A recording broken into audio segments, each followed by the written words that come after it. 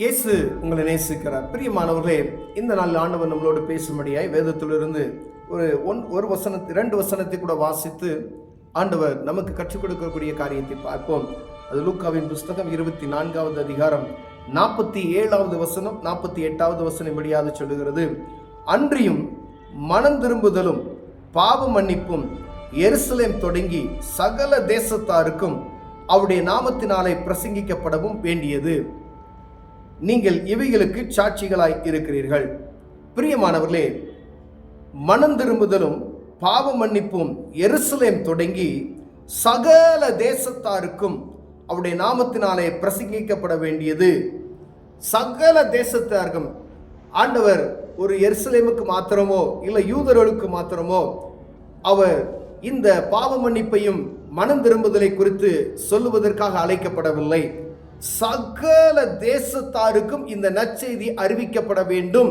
ஏன்னா எல்லா ஜனங்களையும் அவர் நேசிக்கிறவராய் இருக்கிறார், எல்லா ஜனங்களுக்கும் அவர் பிதாவாய் இருக்கிறார் என்பதை நாம் அறிந்து கொள்ளும்படி அழைக்கப்படுகிறோம். ஏதோ ஒரு குறிப்பிட்ட இனத்திற்கு குறிப்பிட்ட மதத்திற்கு அவர் ஆண்டவர் கிடையாது. அண்ட சராசரங்களை சிருஷ்டித்தவர் அவர். ஆதியும் அந்தமுமானவர், அல்பா ஒமேகாவுமானவர் அவர். அவர் சொல்லுகிறார், இந்த பாவ மன்னிப்பின் நிச்சயத்தை எங்கு துவங்குறதுனா எருசலேம்ல தான் துவங்கப்படுது. ஏன்னா ஆண்டவராய் இயேசு கிறிஸ்து அந்த பூமியில உருவானது, மனித ரூபமாய் எடுத்தது எருசலேம். அந்த நகரத்துல தான் அவர் அங்க பிறக்கிறார், பெத்லகேமில் பிறக்கிறார். அங்கிருந்து தான் சுவிசேஷம், பாவ மன்னிப்பின் நிச்சயம் என்கிற இந்த காரியம் அறிவிக்கப்படுகிறது நாம் பார்க்கப்படுகிறது. இயேசு கிறிஸ்துவின் பிறப்பு என்பது ஜனங்களுக்கு ஒரு முக்கியமான ஒரு காரியம். எல்லா மனுக்குலத்துக்கும் மிகவும் முக்கியமான ஒரு காரியம். ஒவ்வொரு மனிதனும் தன் ஜீவனை போல இந்த ரட்சிப்பையும் பெற்றுக்கொள்ள வேண்டும் என்று சொல்லுகிறார். ஒரு மனிதனுக்கு ஆவியில ஜீவன் எப்படி இருக்கிறதோ அந்த ஜீவனை போல இந்த பாவ மன்னிப்பின் நிச்சயத்தையும் பெற்றுக்கொள்ள வேண்டும் என்கின்ற ஒரு அத்தாட்சி, ஒரு பகிரங்கரமான ஒரு காரியத்தை ஆண்டவர் ஒவ்வொரு மனிதனுக்கும் பெற்றுக்கொள்ள வேண்டும் என்பதற்காகவே இங்கிருந்து சகல தேசத்துக்கும், உலகத்தில் இருக்கிற அனைத்து தேச மக்களுக்கும் இந்த செய்தியை அனுப்பிவிடுகிறார். இதுக்கு நீங்களே சாட்சிகள் என்று சொல்லிக் கொண்டிருக்கிறதை நாம் அறிந்திருக்கிறோம். பிரியமானவர்களே, இது நம்ம அறிந்திருக்கிறவர்கள், ரட்சிப்பின் அனுபவத்தை பெற்றுக் கொண்டிருக்கிறவர்கள், பாவ மன்னிப்பின் நிச்சயத்தை பெற்றவர்கள், பாவ மன்னிப்பின் நிச்சயம் என்ன என்பதை அறிந்திருக்கிறவர்கள் அறியப்படாதவர்களுக்கு சாட்சிகளாய் இருக்கும்படி அவர்களுக்கு அறிவிக்க வேண்டும் என்பதே ஆண்டவருடைய பிரியம்.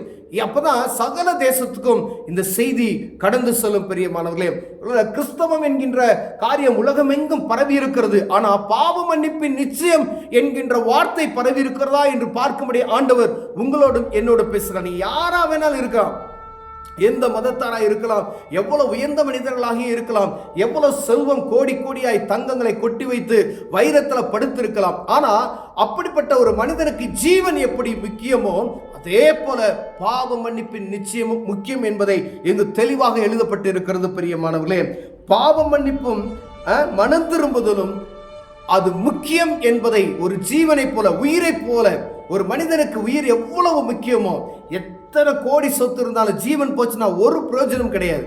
கோடி கோடியா என முழுக்கிற மாதிரி வைரங்களை சேர்த்து வைத்தாலும் ஜீவன் போய்விட்டால் ஒரு பிரயோஜனம் இல்லை என்பதை அறிதல். யார் அதை என்ன செய்ய முடியும்? நீங்கள் அனுபவிக்க முடியுமா? யாரோ நீங்க கஷ்டப்பட்டு நாயா சம்பாதித்த காசு யாராவது அனுபவிப்பாங்க. உங்களால் அனுபவிக்கணும் அப்படின்னு சொன்னால் இந்த பாவ மன்னிப்பின் நிச்சயத்தையும் மனம் திரும்புவதில் நாம் பெற்றுக்கொண்டு இருப்போமே ஆனால் அந்த மேன்மையை இந்த பூமியில நாம் அனுபவித்துக் கொள்ளலாம். இங்கு அனுபவித்தது மாத்திரம் அல்லாதபடி பரலோக ராஜ்யத்திலும் நாம் அனுபவிப்பதற்கு ஆண்டவர் என்ன செய்கிறார்?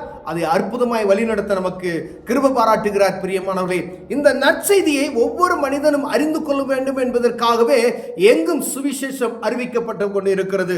அநேக நேரங்களில் மதம் மாற்றுகிற ஒரு காரியம் என்று ஜனங்களுக்குள்ள பொய்யான காரியத்தை விதைக்கிற ஒரு காரியம் உண்டு. பிரியமானவர்களே, மதம் மாற்றுகிற காரியம் அல்ல என்பதை நாம் புரிந்து கொள்ள முடியும். ஒவ்வொரு தனிப்பட்ட மனிதனுக்கும் மனம் மாறுதல் என்கிற ஒரு முக்கியமான காரியமும், பாவ மன்னிப்பின் நிச்சயத்தை பெற்றுக்கொள்ள வேண்டும் என்கின்ற ஒரு முக்கியமான காரியமும், ஒரு மனிதனுக்கு எப்படி ஜீவன் முக்கியமோ இதையும் பெற்றுக்கொள்ள வேண்டும் என்கிற காரியத்தை உலகத்தில் இருக்கிற அனைத்து மக்களும் பெற்றுக்கொள்ள வேண்டும் என்பதே ஆண்டவர் சொன்ன இந்த நற்செய்தி. பிரியமானவர்கள், அவர் கிறிஸ்து பிறப்பின் நற்செய்தி இதுதான். இந்த காரியத்தை ஒவ்வொரு தனிப்பட்ட மனிதனும், நாசியில சுவாசம் உள்ள ஒவ்வொரு மனிதனும் அறிந்து கொள்ள வேண்டும் என்பதற்காகவே ஆண்டவர் இதை சொல்லுகிறார். ஒருவேளை இது எந்த ஒரு தவறும் கிடையாது, எந்த ஒரு குற்றமும் கிடையாது. பிரியமானவர்களே, பாவ மன்னிப்பு நிச்சயத்தை பெற்றுக்கொண்டால் பரலோகத்துக்கு போகலாம். பாவம் செய்யாத மனிதன் பரலோகத்துக்கு போகலாம். எல்லா வேதங்களும் நமக்கு சொல்லிக் கொடுக்கிறது. இப்போ நரகத்துக்கு போறதுக்கும் பாவத்துக்கு பாவம் செய்யறான். எந்த மனுஷன் பூமியில பாவம் செய்யாது இருக்கணும், அவன் மோட்சத்துக்கு போகிறான் என்கிற காரியத்தை நாம் அறிந்திருக்கிறோம். அதே காரியம் தான் ஆண்டவர் சொல்லுகிறார். ஒரே தேவன் தான், எல்லாத்துக்கும் ஆண்டவர் ஒருவராய் இருக்கிறார். அவர் தான் சொல்லுகிறார், மனம் திரும்புதல், பாவ மன்னிப்பு, இந்த நிச்சயத்தை பெற்றுக்கொள்வோமையானால் அந்த பரலோகத்துக்கு ஏற்ற ஜனங்களாய் மாற முடியும் என்பதை ஒவ்வொரு மனிதனும் அறிந்து கொள்ள வேண்டும் என்பதற்காய் எங்கும் ஜீவனை கொடுத்து கத்தி அடிகளை வாங்கி கொண்டு துன்புறுத்தப்பட்டு அநேக அவமானங்களை பெற்றுக்கொண்டு இந்த காரியத்தை அறிந்து கொள்ள வேண்டும். பணம் சம்பாதிப்பது பலவித அதெல்லாம் நோக்கம் கிடையாது அவர் யாருக்கும். ஆனால் எப்படியாவது இந்த ஜனங்கள், ஒரு மனிதன் இந்த ஜனத்தை அறிந்து கொண்டால் ஆண்டவருடைய நாம மகிமைப்படுமே, பரலோகத்தில் சந்தோஷம் உண்டாகும் என்று சொல்லப்படும். ஒரு மனிதன் ரட்சிக்கப்பட்டால், ஒரு மனிதன் இந்த பாவ மன்னிப்பு நிச்சயத்தை பெற்றுக்கொண்டால், மனம் திரும்பி விட்டால் பரலோகத்தில் ஒரு சந்தோஷம் உண்டாகும் என்று வேதம் எழுதியிருக்கிறது. ஆண்டவர் அவ்வளவு சந்தோஷப்படும் ஒரு மனிதனுக்காக. ஏன்னா பூமி அழிக்கப்படும் பொழுது, ஒரு பட்டணம் அழிக்கப்படும் பொழுது, அங்க பாருங்க, குறிப்பிட்ட சொற்ப ஜனங்களே பாதுகாக்கப்படுகிறார்கள். சோதம் குமாரோ பட்டணம் அழிக்கப்பட்டது. அங்க இருக்கிற யார்? லோத்து பாதுகாக்கப்பட்டார். லோத்துடைய 2 பிள்ளைகள் மாத்திரமே பாதுகாக்கப்பட்டார்கள். பிரியமானவர்களே, எங்கும் முதல்ல நோவா பேழைக்குள்ள இருந்த 8 பேர் தான் இருந்தாங்க. அங்க இருந்த ஜனங்கள் என்ன ஆனாங்க? முற்றிலும் அழிக்கப்பட்டார்கள். அவர்கள் ஒன்றும் கிடையாது.